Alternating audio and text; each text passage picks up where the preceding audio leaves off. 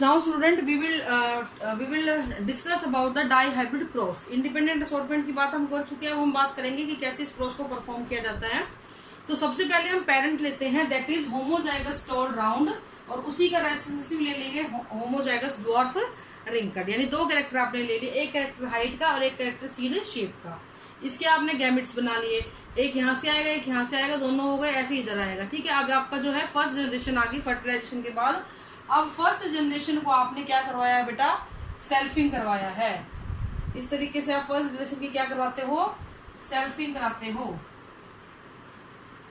Selfing जब आप कराते हो बेटा, तो यहाँ पे क्या होगा, गैमेट्स बनेंगे 4 प्रकार के। क्यों बनेंगे वो मैं आपको बता चुकी हूँ कि कैपिटल टी कैपिटल आर के साथ बंधा हुआ नहीं है, वो स्मॉल आर के साथ भी आ सकता है। ऐसे ही कैपिटल आर कैपिटल टी के साथ बंधा हुआ नहीं है, वो स्मॉल टी के साथ भी आएगा। तो ड्यूरिंग गैमेट फॉर्मेशन एक रैंडम ओरिएंटेशन होगा और आपको नए कॉम्बिनेशन मिलेंगे। तो पेरेंटल तो ये था कैपिटल टी कैपिटल आर और स्मॉल टी स्मॉल आर, ये तो थे आपके पेरेंटल, ये वाला और ये वाला। लेकिन अब नए भी बनेंगे जिसमें एक कैपिटल टी स्मॉल आर आएगा, एक स्मॉल टी कैपिटल आर आएगा। तो ये आपके गैमेट बनेंगे 4 प्रकार के यहाँ पे। और वो कैसे बने हैं कि कैपिटल टी जो है ना वो आर के साथ बंधा हुआ नहीं है, डोमिनेंट बंधे हुए नहीं है, they can come with the recessive also. तो इस तरीके से ये पेरेंटल हो गया, ये पेरेंटल हो गया, और ये नए रिकॉम्बिनेंट डीएनए कह रही हूँ, रिकॉम्बिनेंट गैमेट्स आपको मिल गए। सेम यहाँ पे बनाओ, इस कैपिटल टी के साथ कैपिटल आर आ गया, ये पेरेंटल, ये भी पेरेंटल, और नया बना लो ये और ये। ठीक है, इस तरीके से आपके जो है गैमेट्स बन जाते हैं। अब हम बेटा स्क्वायर ड्रॉ करेंगे, Punnett square. Now we will draw the Punnett square. Punnett square आप बना चुके हो, अभी कुछ नहीं करना है। कैपिटल टी कैपिटल आर को यहाँ रख दिया, कैपिटल टी स्मॉल आर को रख दिया, स्मॉल टी कैपिटल आर को रख दिया, स्मॉल टी स्मॉल आर को रख दिया, ऐसे यहाँ पे।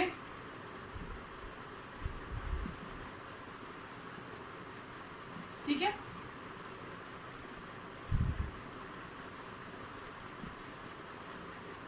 कैसे अब देखिए जरा, capital T capital T capital R ही, capital T capital R small are.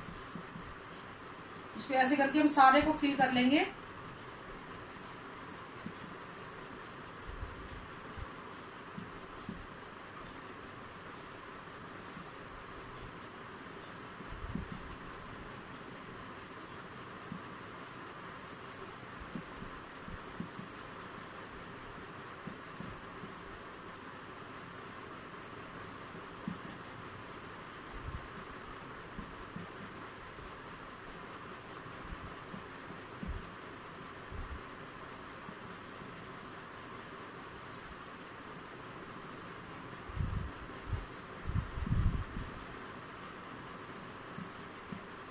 इस तरीके से आप इसको पूरे को फिल कर लेते हो। अब हम इनको देखेंगे बेटा कितने टॉल हैं, कितने पेरेंटल बने और कितने नए बने। तो इसके लिए देखिए आप जरा, जहां पे भी मैंने आपको बताया है, जहां पे भी आपका टॉल डोमिनेंट कैरेक्टर होता है उसके उसी का नाम लिखा जाता है डोमिनेंट का। जैसे कि ये हो गया आपका टॉल राउंड, ये हो गया आपका डोमिनेंट है टॉल राउंड, ये हो गया आपका टॉल राउंड, डोमिनेंट है टॉल राउंड, डोमिनेंट है टॉल राउंड। आपने सिर्फ ये देखना है डोमिनेंट कैरेक्टर है यानी। अब यहाँ देखो जरा, यहाँ पे टॉल वाला डोमिनेंट तो है लेकिन राउंड में स्मॉल आर आ गए दोनों, तो ये हो जाएगा रिंकल्ड। यहाँ पे देखिए टॉल राउंड, यहाँ पे देखिए टॉल लेकिन रिंकल्ड, ये टॉल राउंड, ये टॉल राउंड, ये ड्वार्फ लेकिन राउंड क्योंकि आर वाला कैपिटल आ गया, ये ड्वार्फ लेकिन राउंड,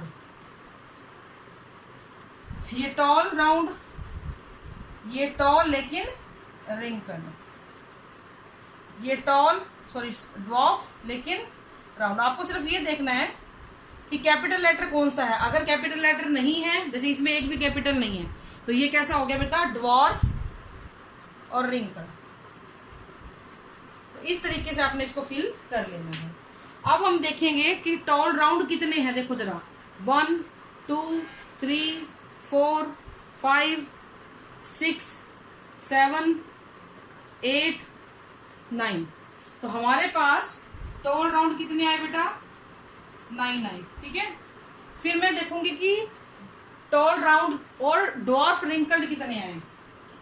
क्योंकि ये पेरेंटल है, पहले हम इन्हीं को लिख लेंगे। पेरेंटल कॉम्बिनेशन है ना, अपने टॉल राउंड लिया था, ड्वार्फ रिंकल्ड लिया था। पूरे में देखो आप ड्वार्फ रिंकल्ड सिर्फ एक है, ठीक है। अब बचे कौन से नए कॉम्बिनेशन। टॉल के साथ मैंने बताया था रिंकल्ड आ सकता है, ड्वार्फ के साथ मैंने बताया था राउंड आ सकता है। नए रिकॉम्बिनेशन तो यही बनेंगे ना पेरेंटल के अलावा। तो टॉल रिंकल्ड काउंट करो, देखो एक ये रहा, एक ये रहा, एक ये रहा, 3। अब ड्वार्फ राउंड काउंट करो, ड्वार्फ राउंड एक ये रहा बेटा ड्वार्फ राउंड, एक ये रहा ड्वार्फ राउंड, एक ये रहा ड्वार्फ राउंड। तो टोटल कितने हो गए देखो जरा, भर गया। 9 और 3 12 और 3 15 और 1 16। बॉक्स कितने हैं? 1 2 3 4, 1 2 3 4, 4 चौकू 16 बॉक्स भरे, 16 यहाँ पे आ गए। इसका मतलब आपका हिसाब किताब सही बैठा है। तो हमने किया क्या, हमने सिर्फ गैमेट्स बनाने पे ध्यान देना है। एक बार टॉल जो है, थोड़ी ट्रिक मैं बता रही हूँ याद करने के लिए, हालांकि सबका अपना अपना तरीका होता है। एक बार कैपिटल टी को कैपिटल आर के साथ लिख दो और एक बार स्मॉल आर के साथ लिख दो। ऐसे ही स्मॉल टी को कैपिटल आर के साथ लिख दो, स्मॉल आर के साथ लिख दो, आपका गलत कभी नहीं होगा। तो इस तरीके से हमने देखा कि हमें 9 तो मिले टॉल राउंड, 3 मिले टॉल रिंकल्ड जो नया कॉम्बिनेशन है, 3 मिले ड्वार्फ राउंड जो भी नया कॉम्बिनेशन है, और ड्वार्फ रिंकल्ड। इसका मतलब क्या हुआ कि टॉल के साथ राउंड बंधा हुआ नहीं था, इसने गैमेट बनते टाइम रिंकल्ड के साथ भी अपने आप को जोड़ लिया। ऐसे ही ड्वार्फ रिंकल्ड के साथ बंधा हुआ नहीं था, इसने राउंड के साथ अपने आप को जोड़ लिया और नए रिकॉम्बिनेशन बनाए। और यही चीज हमने आपको बताई थी कब, जब मैंने इंडिपेंडेंट असॉर्टमेंट बताया था कि कभी भी कोई कैरेक्टर जो होते हैं वो आपस में एक दूसरे से बंधे हुए नहीं है, दे कैन असॉर्ट इंडिपेंडेंटली और अपने आप को शो कर देते हैं। तो आपको 16 में से 9 मिले टॉल राउंड, 16 में से 3 मिले ये, 16 में से ये मिले और 16 में से 1 मिला ड्वार्फ रिंकल्ड। तो ठीक है, ये हुआ इसका फिनोटाइप, क्योंकि आपने सिर्फ देखा है। फिनोटाइप कितना हो गया, 9:3:3 सॉरी 9:3:3:1। इसका जीनोटाइप आप याद कर लो, एक बहुत बड़ा हो जाता है, इसे सिर्फ याद कर लो 1 to 1, फिर इसको डबल कर दिया, फिर इसको वापस हाफ कर दिया, बस 1 to 1, 2 4 2 1 to 1। ठीक है, तो ये आपका जीनोटाइप और फिनोटाइप रेशियो आ जाता है।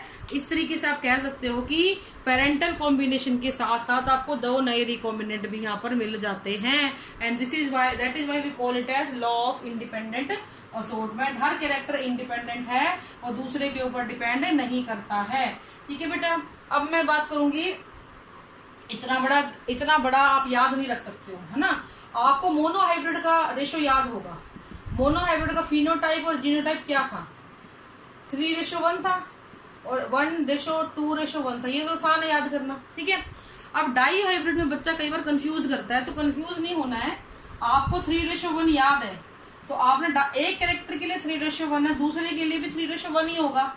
इनको रेशियो मल्टीप्लाई करेंगे, इन दोनों को एक बार इससे करवा दिया, 1:1, 3 1 जा 3। ठीक है, हो गया। अब इन दोनों को इससे करवा दिया, 3 1 जा 3, 3 3 जा 9। लो जी, आ गया आपका। तो ऐसे भी आप इसको याद कर सकते हो। ये याद करने का एक ट्रिक है ताकि आपकी गलती ना हो।